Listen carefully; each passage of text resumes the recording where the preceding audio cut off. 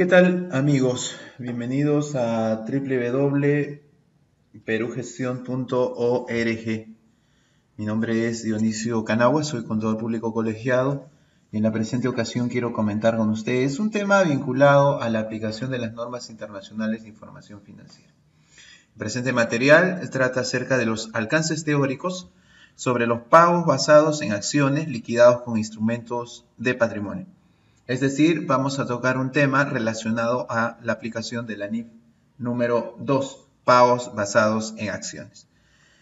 Con una salvedad, que estamos señalando el término teóricos porque puede que el tema afecte diferentes factores que escapen dentro de la presente exposición, que hemos tratado de simplificarla para que tú puedas entender los conceptos básicos de la aplicación de esta NIF. En primer lugar, vamos a dar una aproximación sobre el concepto. Una organización, por su propia naturaleza, va a requerir de bienes y servicios.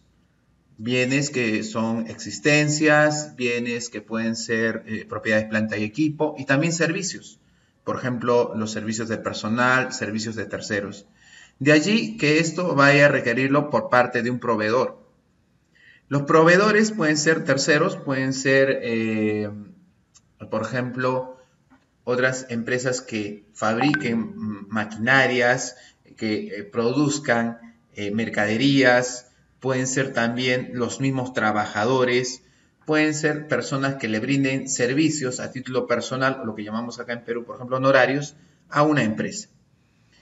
El tema de análisis de la Norma Internacional de Información Financiera número 2, entre los diferentes casos, y básicamente con el que voy a tocar el día de hoy, es que para efectos de la cancelación de esta transacción, en la cual un proveedor le provee bienes y servicios, esta empresa va a realizar la entrega de acciones al proveedor con la finalidad de cancelar los mismos. Existen varias posibilidades, en nuestro caso, acciones que van a representar el tema de instrumentos de patrimonio.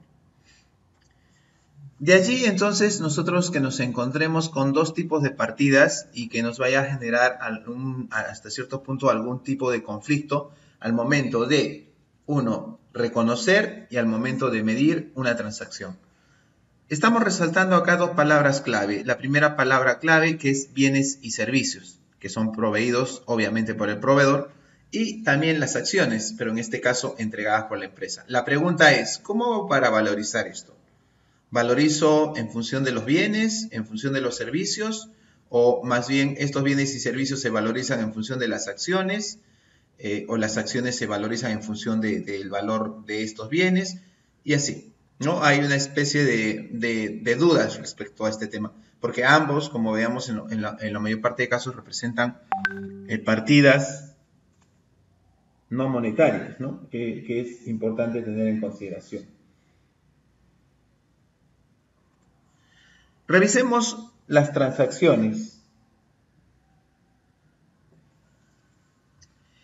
Pagos basados en acciones liquidados mediante instrumentos de patrimonio. Dos palabras clave que les había dicho: los bienes y servicios obtenidos por la empresa y las acciones que va a emitir la empresa. La pregunta es entonces, ¿qué valor debemos de considerar para la medición? Si nosotros quisiéramos hacer un registro contable aproximado del tema, tendríamos lo siguiente. Tenemos acá ingreso por mercaderías y eso va a generar una deuda con un proveedor.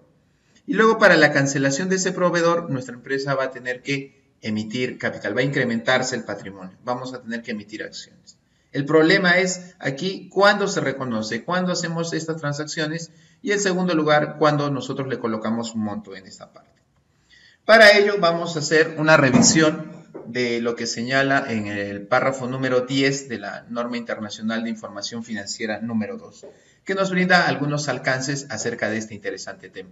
Básicamente, cuando son transacciones liquidadas mediante instrumentos de patrimonio. Revisemos. En las transacciones con pagos basados en acciones que sean liquidadas mediante instrumentos de patrimonio, la entidad medirá los bienes o servicios recibidos, así como el correspondiente incremento en el patrimonio, directamente al valor razonable de los bienes o servicios recibidos, a menos que dicho valor razonable no pueda ser medido con fiabilidad. Volvamos a nuestro gráfico anterior. El problema que nosotros tenemos para valorizar aquí es qué valor le doy a mercaderías y qué valor le doy a capital, ¿no? Para colocar los montos. Definitivamente, en el caso de mercaderías existe el valor porque lógicamente al adquirirlo el proveedor me da un importe con consecuencia de una transacción económica.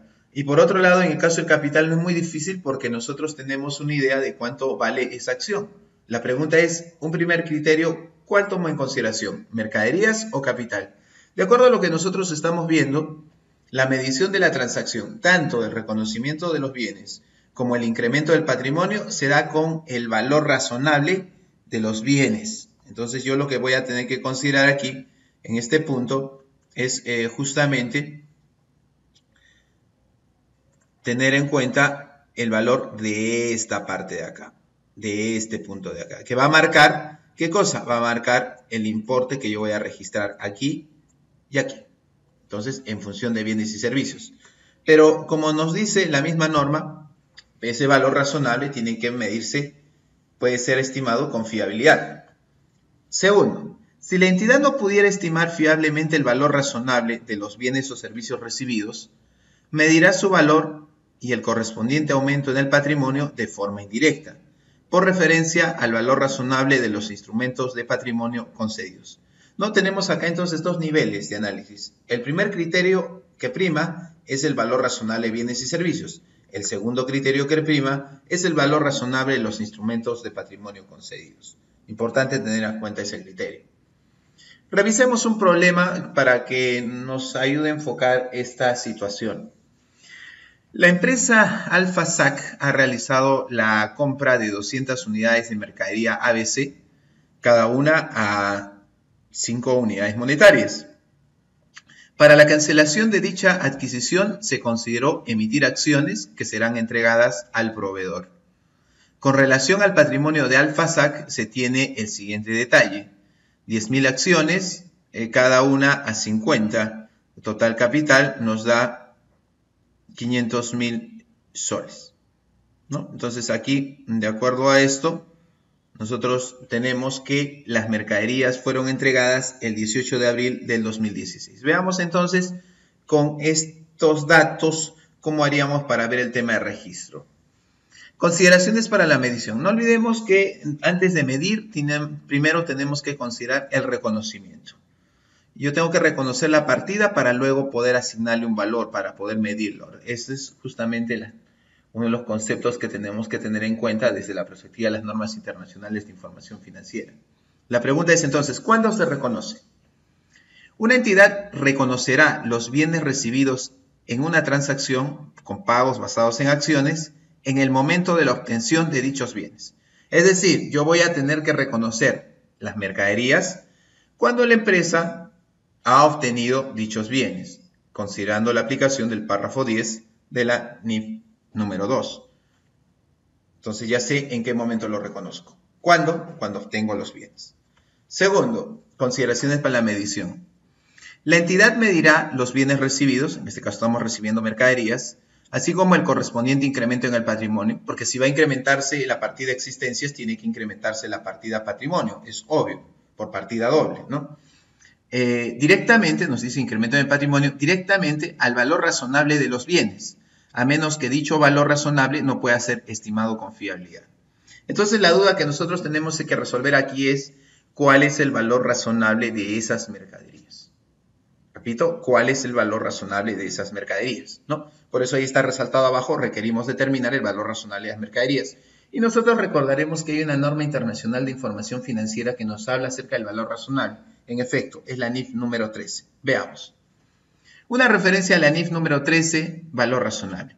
La pregunta es, ¿puedo aplicarla en el caso de mercaderías? Para ello vamos a tener que revisar el alcance de la NIF número 13 y probablemente nos demos con algunas sorpresas. Los requerimientos sobre la medición e información a revelar en esta NIF, hacemos una referencia a la NIF número 13, valor razonable, no se aplicará a los elementos siguientes. Veamos de esto, considerando C, nos dice que no se aplica a las mediciones que tengan alguna similitud con el valor razonable, pero que no sean valor razonable, tales como el valor neto realizable de la NIC 2, inventarios. De allí que nosotros consideremos que no va a estar dentro del ámbito de la aplicación de la NIF número 13, aquí la determinación de un valor razonable de inventarios. Y en este caso estamos hablando de inventarios, porque son mercaderías. Entonces el problema no es de que yo no tenga cómo determinar el valor razonable. Sí lo tengo. El problema es de que no está dentro del ámbito de aplicación de la NIF número 13. Si yo no puedo determinar el valor razonable, entonces de las mercaderías, de los bienes, perdón, no puedo determinar el valor razonable de los bienes, procedo a determinar indirectamente el valor razonable del patrimonio, como decíamos anteriormente. Si es esto así, entonces nosotros podemos considerar la siguiente regla. Reconocimiento del costo de la mercadería. Yo lo adquirí esa mercadería, está ahí en precio de lista, se le da a cualquier otro cliente, nuestro proveedor le da a cualquier otro cliente que tenga, 200 unidades a cada uno a 5 soles, o a 5 unidades monetarias, digámoslo aquí, es total 1000. Se tiene que incrementar, así como está incrementando el activo, se tiene que incrementar el patrimonio en 1000. Si consideramos que se van a emitir nuevas acciones, se tendría el siguiente detalle, ¿no? Observen el asiento contable. Por un lado, nosotros aquí tenemos, ¿qué cosa? El incremento de, en esta parte que podemos subrayarlo acá, lo podemos marcar, tenemos un incremento de mercaderías. ¿Y qué tengo acá? Aquí lo que tenemos es un incremento del patrimonio. Entonces, ambos tienen que producir ese incremento. Entonces, ¿cómo voy a hacerlo? En este caso, voy a tener, particularmente esta empresa, va a emitir acciones. ¿Cuánto es el valor nominal de las acciones que se tienen para esta empresa? Es de 50. Entonces, va a tener que emitir ¿cuántas acciones para llegar a 1000? Va a tener que emitir 20 acciones. 20 acciones con un valor nominal de 50, lo cual va a representar finalmente un total de 1000. Ese es el incremento patrimonial. Obviamente, de acuerdo al análisis que nosotros estamos haciendo, tú te vas a dar cuenta que pueden darse algunas otras figuras adicionales, ¿no? Porque me dicen, mira, compró y de frente automáticamente ya incrementó su capital. Tú me dices, en la realidad no es eso. Y es cierto, porque más allá de la entrega directamente de acciones, probablemente haya entrega de una opción para más adelante ejecutar o obtener acciones, ¿no? Dependiendo del caso. Pero no es la idea. Es un tema complejo, hemos tratado de simplificarlo, hemos tratado de extraer diferentes aspectos, pero el mensaje que quiero resumir es el siguiente. Si tú estás hablando de pagos basados en acciones, los mismos que van a ser liquidados mediante instrumentos de patrimonio, en este caso, el primer criterio para medir esa transacción son los bienes o servicios recibidos. Y el segundo criterio, ¿cuál es? Es el tema de el valor razonable de los instrumentos de patrimonio concedidos. ¿Ya? Es importante tener en cuenta ese aspecto. Valor razonable de bienes y servicios recibidos, primer criterio. Segundo criterio, valor razonable de los instrumentos de patrimonio concedidos. Muy bien, amigos, espero que el presente material haya sido de utilidad para todos ustedes y los invito a seguir visitándonos en www.perugestion.org. Pueden ver nuestra programación ahí, participar en los talleres que organizamos regularmente. También pueden suscribirse gratuitamente a nuestro canal de videos por medio de la descripción del presente material. Muchas gracias por su atención.